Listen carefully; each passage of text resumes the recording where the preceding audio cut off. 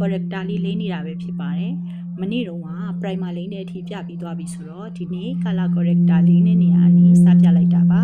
color corrector ကိုမြက်တွင်းအောက်မှာနည်းလေးလိမ့်လိုက်ပါတယ်မြက်တွင်းလေးကညှို့ချင်တယ်လို့ဖြစ်နေလို့ပြီးပြီဆိုရင်တော့ beauty blender လေးနဲ့တေချာလေး blend လိုက်ပါမယ်ရှင်အခုလို beauty blender လေးနဲ့တေချာ blend ပြီးသွားပြီဆိုရင်တော့ foundation စလိမ့်ပါမယ် foundation ကိုတဏ္ဍာက flat brush လေးနဲ့လိမ့်ထားပါတယ်ဒီ flat brush ကတဏ္ဍာလိုမျိုးမျက်နှာမှာဘာမှအဖူးအပိတ်ဂျိုင်းခွက်တွေမရှိတဲ့လူအတွက်ဆိုရင်တော့တော်တော်လေးအဆင်ပြေပါတယ်အကယ်၍မျက်နှာမှာဂျိုင်းခွက်တွေအဖူးအပိတ်တွေရှိတယ်ဆိုလို့ရှိရင်တော့ kabuki brush လေးနဲ့လိမ့်ပေးရမှာဖြစ်ပါတယ်တဏ္ဍာကဒီ foundation လေးနည်းလေးကိုလည်း edit တွေအများကြီးမလုပ်ဘဲနဲ့အားလုံးနားလည်သဘောပေါက်အောင်အားလုံးလိုက်နေနိုင်အောင်ဗီဒီယိုလေးကိုသမင်တေချာလေးလိမ့်ပြပေးထားတာဖြစ်ပါတယ်เนาะတဏ္ဍာက foundation ကိုတော့တဏ္ဍာအသားအရောင်နဲ့လိုက်တဲ့ foundation လေးကိုတုံးထားပါတယ်အခုလိုမျက်နှာတစ်ပြင်လုံးလိမ့်ပြီးသွားရင်တော့ beauty blender လေးနဲ့တေချာ blend လိုက်ရမှာဖြစ်ပါတယ်ရှင်အခုပုံမှာပြထားတဲ့အတိုင်းပဲ beauty blender လေးနဲ့တနေရာမချမ်းတိတိချာလေး foundation တွေကိုညီညာပြတ်မယူသွားအောင် blend ပေးလိုက်ရမှာဖြစ်ပါတယ်ပြီးရင်တော့နရွက်ကိုလည်းတိတိချာလေး foundation လိမ့်ပေးလိုက်ရမှာဖြစ်ပါတယ်နရွက်ကတရောင်လက်ဘင်းကတရောင်မျက်နှာကတရောင်ဖြစ်နေရင်တော့လုံးဝအဆင်မပြေပါဘူးအဲ့ဒီအတွက်ကြောင့်မို့လို့နရွက်နဲ့လက်ဘင်းကိုလည်း foundation လိမ့်ပေးရမှာဖြစ်ပါတယ်ရှင်မျက်နှာကတရောင်နရွက်ကတရောင်လက်ဘင်းကတရောင်ဆိုလို့ရှိရင်မိတ်ကပ်လိမ့်ထားတာအဆင်မပြေပါဘူးအဲ့ဒီအတွက်ကြောင့်မို့လို့မျက်နှာနဲ့တသားလေးဖြစ်သွားအောင်နရွက်နဲ့လက်ဘင်းကိုပါတခြားလေးလိမ့်ပေးရမှာဖြစ်ပါတယ်လိမ့်ပြီးရင်တော့ beauty blender နဲ့ blend မယ်ပြီးရင်တော့ concealer လေးလိမ့်ပါမယ် concealer ကိုလက်တွင်းအောက်မှာလိမ့်မယ်လက်တွင်းအောက်နှစ်ဖက်လုံးမှာလိမ့်ပါမယ်ပြီးပြီဆိုလို့ရှိရင်တော့နှာခေါင်းမှာလိမ့်မယ်ဗီဒီယိုမှာပြထားတဲ့အတိုင်းပဲတေချာလေးလိမ့်ပါမယ်နော်ပြီးရင်တော့နဖူးမှာလိမ့်ပါမယ်ရှင်နဖူးမောက်သူတွေဆိုလို့ရှိရင်တော့ concealer နဖူးမှာလိမ့်စရာမလိုပါဘူးရှင်ပြီးရင်အပေါ်နှာခမ်းနဲ့မေးစီအောက်မှာလည်း concealer လိမ့်ပါမယ်ပြီးပြီဆိုလို့ရှိရင်တော့တဏ္ဍာတို့ကအဲ့ဒါကို blend လိုက်ပါမယ် brush လေးနဲ့နော်မေးကော့သူနဲ့နှာခမ်းမောက်သူက concealer ကိုမေးစီပေါ်မှာနဲ့နှာခမ်းအပေါ်မှာလိမ့်စရာမလိုပါဘူးအခုတန်တာဗီဒီယိုမှာပြထားတဲ့အတိုင်းပဲတိတိချာချာလေးမျက်တွင်းအောက်ရဲ့မျက်လုံးဘေးလေးတွေနောက်ဘက်ပေါ့နော်မျက်လုံးအနောက်ဘက်လေးကိုပါတေချာလေး blend ပါမယ်နဖူးကိုလည်းတေချာလေး blend ပါမယ်ရှင်တန်တာကဗီဒီယိုကိုအရန်ကြီး edit မလုပ်ဖဲနဲ့တေချာလေးလေးနည်းလေးသိအောင်ဗီဒီယိုလေးကိုတင်ပြပေးထားတာဖြစ်ပါတယ်အခုတန်တာလိမ့်နေတဲ့နီးအတိုင်းပဲတိတိချာချာလေးလိုက်လိမ့်လို့ရအောင်ဗီဒီယိုလေးကို edit အများကြီးမလုပ်ဖ ೇನೆ စေတနာလေးနဲ့ပြပေးထားတာဖြစ်ပါတယ်ရှင်အခုလိုဗီဒီယိုလေးကအတိုင်းတေချာလေးလိမ့်လို့ပြီးသွားပြီဆိုလို့ရှိရင်တော့တဏ္ဍာတို့က beauty blender နဲ့ blend ပါမယ် brush နဲ့လိမ့်နေစုပေမဲ့လည်းပေါ့နော် beauty blender နဲ့ blend ဖို့ကလည်းအရေးကြီးပါတယ်တဏ္ဍာက smile line ကတိတ်မရှိတဲ့အတွက်ကြောင့်မို့လို့ပထမလိမ့်ထားတဲ့ concealer ကို smile liner မှာနည်းနည်းလေး brush မှာကျန်တာလေးကိုလိမ့်လိုက်ပါတယ် smile line အများကြီးရှိရင်တော့ concealer ကို smile line မှာလိမ့်ရမှာဖြစ်ပါတယ်အခုဆိုရင်တော့ဒါတဏ္ဍာကမျက်နှာတစ်ခုလုံး concealer လိမ့်ထားတဲ့နေရာလေးတွေကို beauty blender နဲ့တိတ်တိတ်ညက်ညက်ကလေးဖြစ်သွားအောင်တေချာလေး blend ပေးနေတာပဲဖြစ်ပါတယ်ရှင်အခုလိုတိတ်တိတ်ချာချာလေး beauty blender နဲ့ blend ပြီးသွားပြီဆိုရင်တော့contouring လေးချမှာဖြစ်ပါတယ် contouring လေးကိုတဏ္ဍာကပါးရိုးမှာချတာဖြစ်ပါတယ်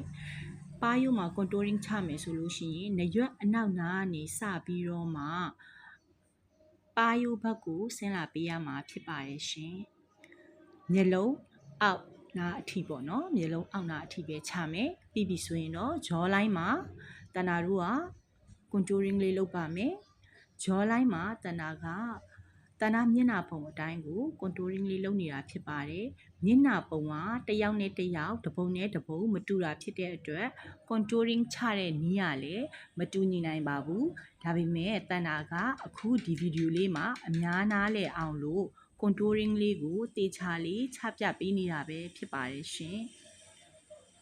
တ တန်တာက double chin လေးဖြစ်နေတဲ့အတွက်မီးနှစ်ထပ်လေးဖြစ်နေတဲ့အတွက်ကြောင့်မို့လို့တန်တာကမီးစီနားလေးမှာလည်း contouring လေးကိုတေချာလေးချနေတာဖြစ်ပါတယ်မင်းနှစ်ထပ်မရှိဘူးဆိုလို့ရှိရင်တော့အခုတန်တာချပြနေတယ်လို့ချပြစရာမလိုပါဘူးเนาะ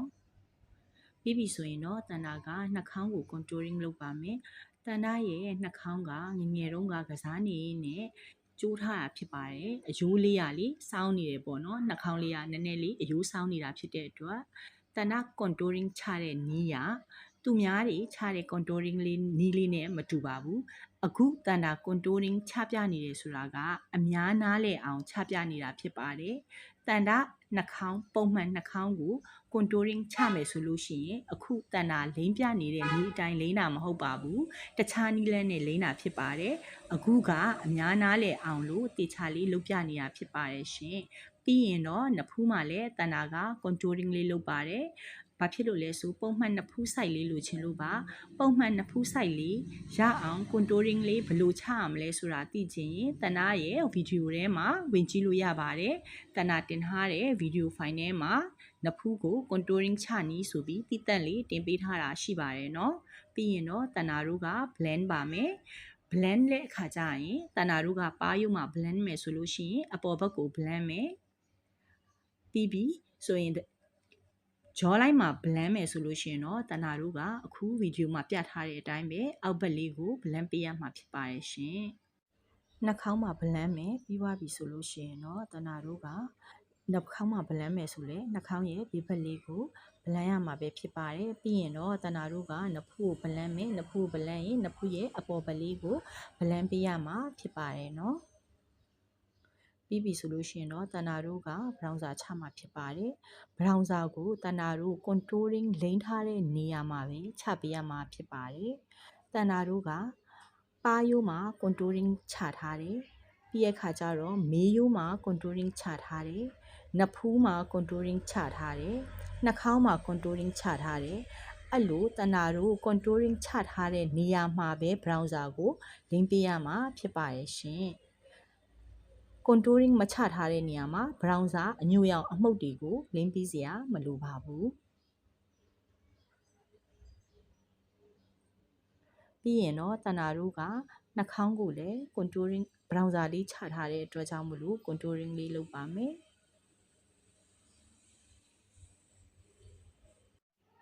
အခုလို contouring လေးလုပ်ပြီးပြီဆိုရင်တော့တန်တာတို့က setting powder နဲ့ concealer လိမ့်ထားတဲ့နေရာလေးတွေကို set လုပ်ပေးရမှာပဲဖြစ်ပါတယ်ရှင်အခုဆိုလို့ရှိရင်ဒါကတန်တာ concealer လိမ့်ထားတဲ့နေရာလေးတွေအားလုံးကို setting powder လေးနဲ့ set လုပ်ပေးနေတာပဲဖြစ်ပါတယ်ဗီဒီယိုလေးကိုတန်တာကတည်တည်ချာချာရှင်းရှင်းလင်းလင်းမြင်ရအောင်အများကြီး edit မလုပ်ဖဲတင်ပေးထားတာပါနော်နှာခေါင်းကို set လုပ်မယ်ပြီးရင်မေးစည်းအောက်ကို set လုပ်မယ်ပြီးရင်နှာခမ်းအပေါ်ကို set လုပ်မယ် concealer လိမ့်ထားတဲ့နေရာတိုင်းကို set လုပ်ကမှာဖြစ်ပါတယ်ပြီးရင်တော့တန်တာတို့ကမျက်နှာတစ်ပြင်လုံးကို setting powder လေးနဲ့ set လုပ်ပေးလိုက်ပါမယ်မျက်နှာတစ်ပြင်လုံးเนาะမျက်နှာတစ်ပြင်လုံးကိုအခု setting powder လေးနဲ့ထပ်ပြီးတော့ set လုပ်ပေးရမှာဖြစ်ပါတယ်ရှင်အခုလို setting powder နဲ့ set လုပ်ပြီးသွားပြီဆိုရင်တော့ကြံနေတဲ့ပေါက်တာအမှုန်တွေကိုမျက်နှာပေါ်ကနေ fan brush လေးနဲ့တေချာလေးခါပေးလိုက်ရမှာပဲဖြစ်ပါတယ်အခုဒီဗီဒီယိုလေးကို self makeup blend အပိုင်း2အနေနဲ့တင်ပေးလိုက်တာပဲဖြစ်ပါတယ်ရှင်ကျန် self makeup blend ကိုတန်တာကနောက်ဗီဒီယိုလေးမှာဆက်ပြီးတင်ပြပေးသွားမှာဖြစ်ပါတယ်အခုဆိုရင်တော့တန်တာရဲ့မျက်နှာလေးကတော်တော်လေးအချိုးအစားကျနေပါပြီအဲ့တော့နောက်ဗီဒီယိုတွေမှာဆက်တွေ့မယ်နော်